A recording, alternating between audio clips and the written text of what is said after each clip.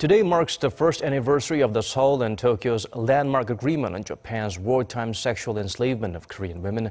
The two governments may see the issue as resolved, but not all of the victims accept that deal. Kwon Soa explains further.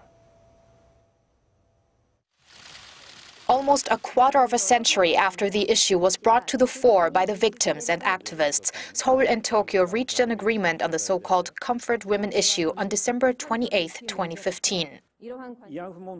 The issue of comfort women was a matter which, with the involvement of the Japanese military authorities at the time, severely injured the honor and dignity of a large number of women.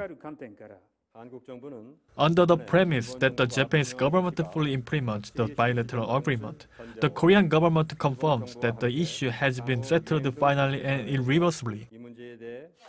The Japanese government provided a South Korea-established foundation with 1 billion yen, or roughly $9 million, to support the Korean victims and their families, the key promise of the deal. But as a number of the victims are refusing the deal and the money, there are calls for a renegotiation.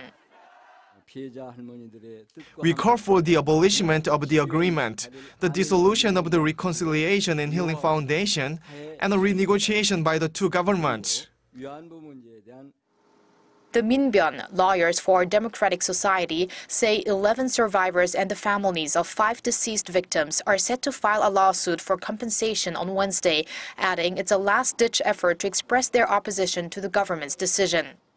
Seoul's foreign ministry says 34 of the 46 survivors registered with the government have agreed to accept the funds provided by Tokyo.